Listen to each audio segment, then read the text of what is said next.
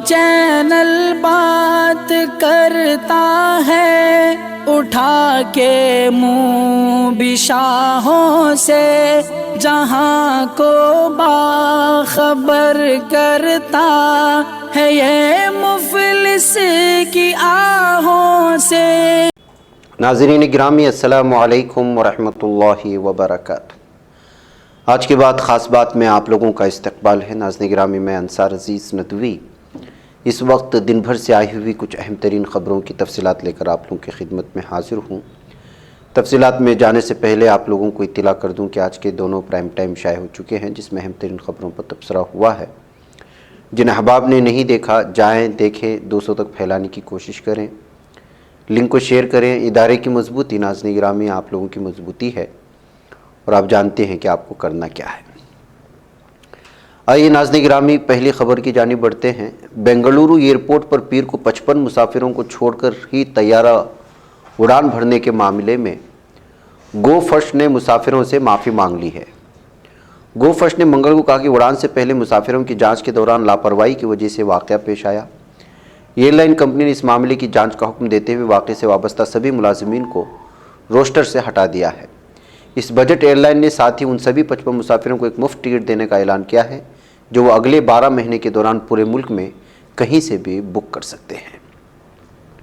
नाज़रीन, मगरबी बंगाल के बीरभूम ज़िले में पीर को खाना खाने के बाद कम से कम 30 स्कूली बच्चों को अस्पताल में भर्ती कराया गया है।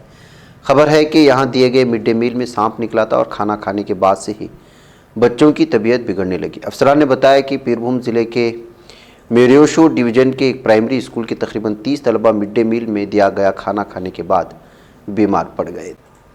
नाज़रीन गिरामी, इधर तमिलनाडु के गवर्नर आर्यन रवि और हुक्मरान डीएमके के दरमियान तनाज़ उस वक्त शिद्दत इख्तियार कर गया जब गवर्नर ने राजभवन में पोंगल त्यौहार के लिए अपने दावतनामे में तमिलनाडु की जगह तमीज़हगम का इस्तेमाल किया।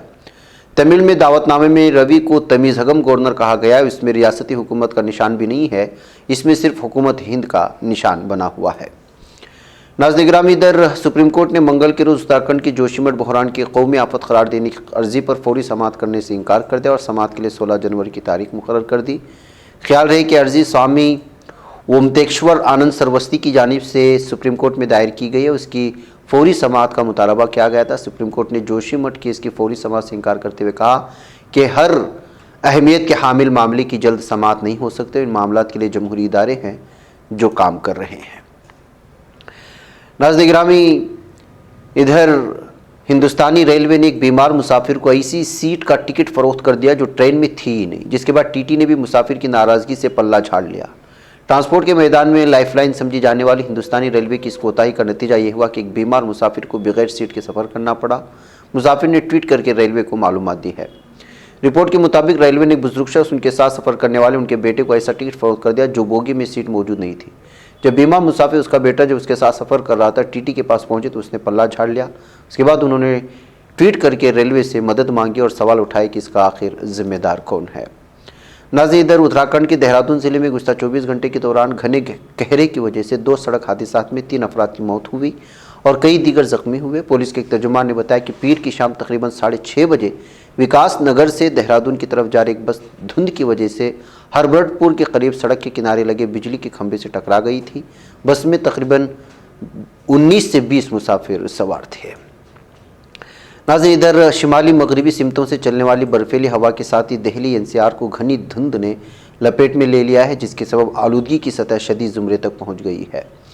जी हाँ, सेंट्रल पोल्यूशन कंट्रोल बोर्ड के मुताबिक नामुवाफिक मौसमी हालात की वजह से पीर को दिल्ली एनसीआर में आलूदगी की सतह शदीद ज़ुमरे में पहुँच गई।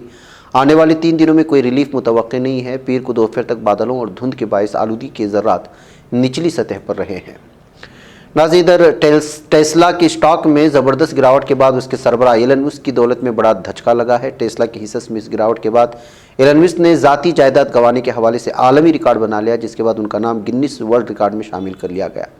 एलन मस्क ने गुज़श्ता 1 साल में $180 बिलियन की दौलत गंवा दी।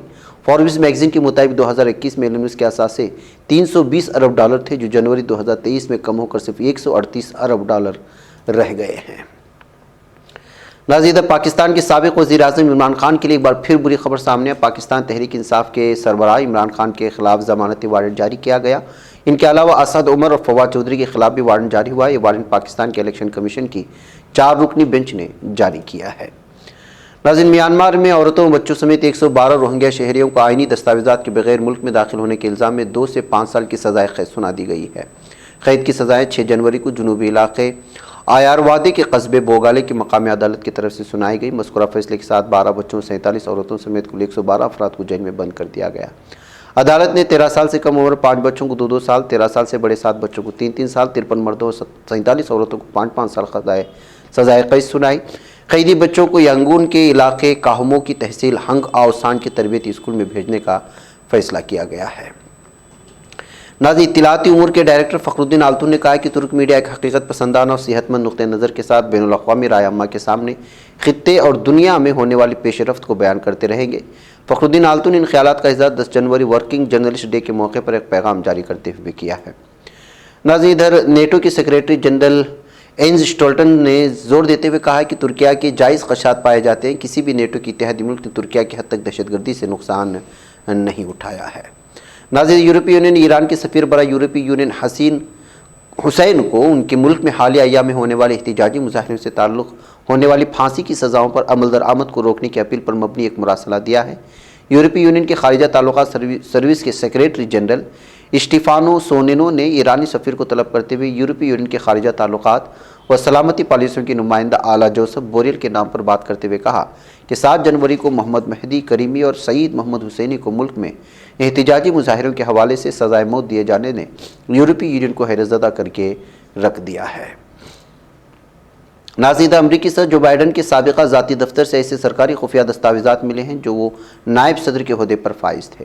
नायब सदर के मुशीरों में शामिल रिचर्ड साबर ने बताया कि सदर बाइडन की ज़ाती कंपनी पेन बाइडन सेंटर में वाक़ उनके ज़ाती दफ्तर से उस दौर के बाद ऐसे सरकारी और खुफिया दस्तावेज़ात मिले हैं जब वो नायब सदर के ओहदे पर फाइज हुए थे। साबर ने भी बताया दस्तावेज़ गुज़श्ता साल नवंबर में एक बंद अलमारी से मिले हैं, जिसके बाद फौरी तौर पर बाइडन के ज़ाती वकला के तवस्सुत से वाइट हाउस और सरकारी आरएशएफ से मुतल्लिक़ इदारों को मुत्तला किया गया है। नाज़रीन, मेक्सिको के शहर आकापुल्को के शिमाल में वाक़ कस्बे में प्लास्टिक बैगों में 5 नाशे बरामद हुई हैं। अटॉर्नी इस हवाले से तफ्तीश शुरू कर दी है। मकामी प्रेस में शाया खबरों में लिखा गया है कि कत्ल किए गए अफराद के नाशों के टुकड़े करते हुए प्लास्टिक के बैगों में रखा गया था। गोयरो रियासत का साहिली शहर आकापुल्को कम अज़ कम 15 बरसों से मंशियात की स्मगलरों की कार्रवाइयों का निशाना बनता रहा है। नाज़रीन, पैरो में हुकूमत मुखालिफ मुजाहिरों में अमवात की तादाद 43 तक पहुँच गई है। पैरो ज़राए अबलाग के मुताबिक मुल्क के जनूबी इलाके जोलिया में जमा होने वाली हुकूमत मुखालिफ मुजाहिरीन ने पुलिस के साथ झड़प की।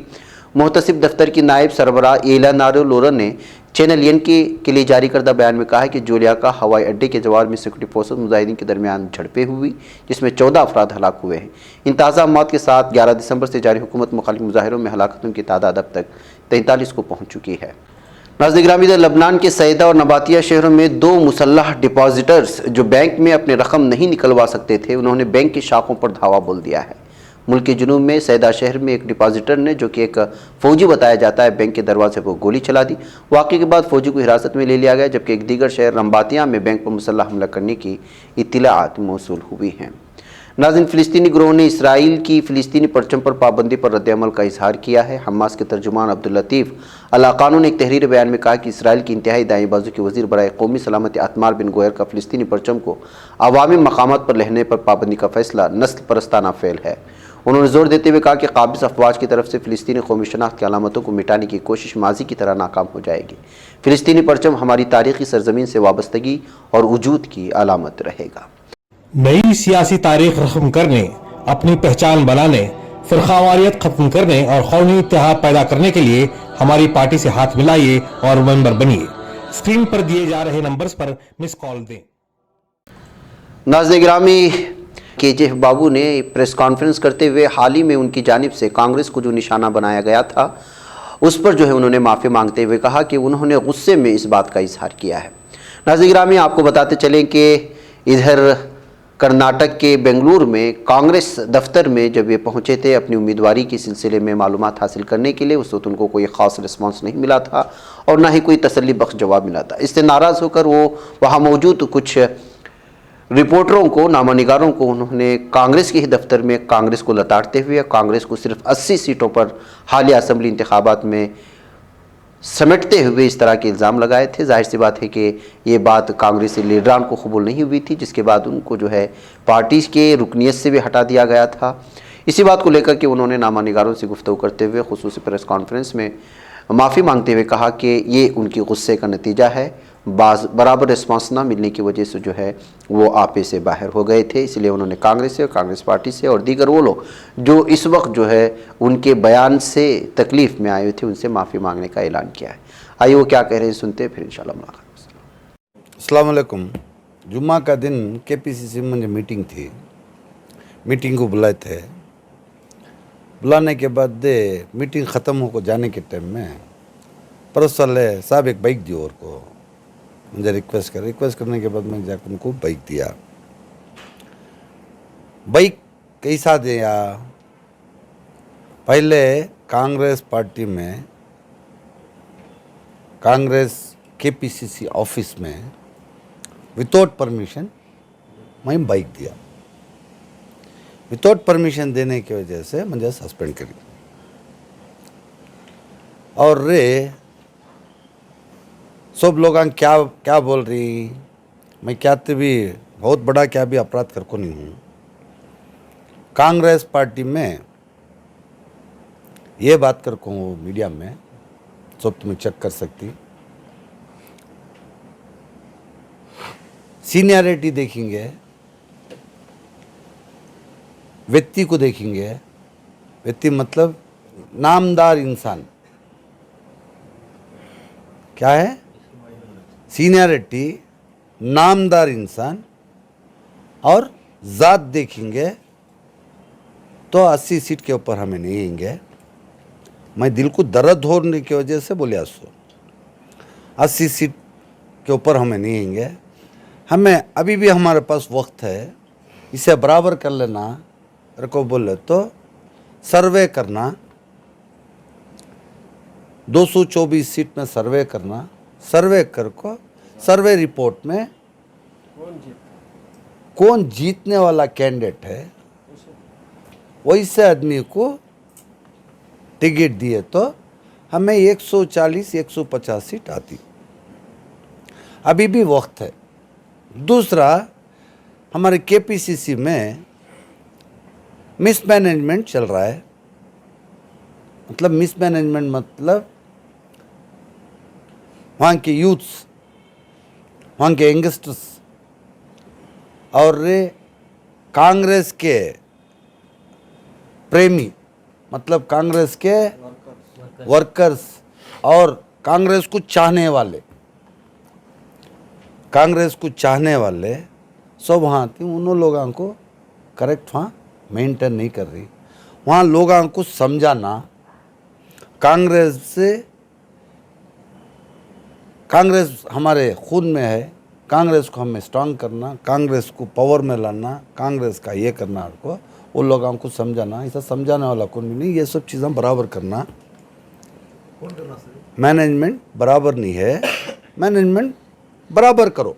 कौन करना को बोले तो उसे DK शिव कुमार साहब और सिद्धरामैया साहब, उन्होंने मैनेजमेंट को बराबर। अब कहाँ हमें गलतियाँ हो रही, वहाँ हमें बराबर करे तो हमें 140-150 सीट आती। को बोलने जाने के टाइम में मनोहर कर को एक आदमी होनार को प्लान कर को प्लान मर्डर करती ना, नहीं ऐसा एक प्लान कर को मुझे उसमें फंसाने की वजह से मुझे सही की गलत की। अब मेरी गलती है। कांग्रेस पार्टी में विदाउट परमिशन मैं जो प्रेस मीट कराया वो गलती हुई है। उसके वास्ते मैं गलती को माफ़ी मांग रहा हूँ। सब लोग तुम्हारे घर का एक बच्चा समझ को, एक इनोसेंट। मैं सियासत मुझे मालूम नहीं, मैं एक व्यापारी आदमी। सियासत मुझे उतनी ज़्यादा मालूम नहीं, उतनी सीनियर पॉलिटिशियन नहीं मैं। अब वो चीज़ से कुछ भी मेरे मुंह से कुछ भी बात निकल गए, उसके वास्ते लोगों से अपील करता हूँ, मुझे मेरी गलती को माफ़ करो। तुम्हारा घर का बच्चा समझ को मेरी गलती को माफ़ करो। कांग्रेस पार्टी के सब वर्कर्स, सब लीडर्स, सब एमएलएस, हमारे DK शिव कुमार साहब, सिद्धरामैया, सबको मैं उनसे माफ़ी मांग रहा हूँ। म्हणजे तुम्हारे घर का बच्चा समझ को माफ़ कर डालो। आज जो कुछ खा रही हमें उनकी बदौलत, जो कुछ हमें कमा रही, आज जो कुछ भी हूँ मैं DK शिव कुमार साहब की बदौलत। म्हणजे गलती मेरी हुई है, म्हणजे पनिशमेंट दी, पनिशमेंट दे कहीं क्या भी पार्टी से निकाल डाले नहीं, टेम्पररी सस्पेंड करी, टेम्पररी सस्पेंड करी। क्या मेरी गलती है? कांग्रेस हमारे खून में है, हमारे बाप दादा से कांग्रेस में आको ही, कांग्रेस में ही हमारे खून में कांग्रेस है। कर्नाटका के पूरे कम्युनिटी, हिंदू मुस्लिम सब कम्युनिटी वालियों को, मेरा सबको मेरे तरफ से कहते हुए उन लोगों को दिल को दर्द हुआ रहा, कहते हुए मेरे से गलती हुई रही, मेरे बोलने में कुछ भी मिस्टेक हुआ, उनका घर का बच्चा समझ को मुझे माफ़ करो और बोल को सबको माफ़ी मांग रहा हूँ, मुझे माफ़ कर डालो। मनोहर जो हरकत वहाँ करे वो मुझे होनार को फंसाने के वास्ते करे, और वो गुस्से में मैं ज़रा BP भी ज़्यादा थी, वो गुस्से के अंदर रे सलीम अहमद साहब के बारे में भी मैं ज़रा गुस्से में क्या की बात हम बोलिया उसके वास्ते सलीम अहमद साहब को भी, हमारे लीडर उन्हों, हमारे सीनियर उन्हों, हमारे सीनियर को भी, हमारे कौम के लीडर रे हमारे भाई, और मैं कोसे की इसमें उनको ज़रा ऊंची आवाज़ से बात करने की वजह से उनको भी तुम्हारे मीडिया के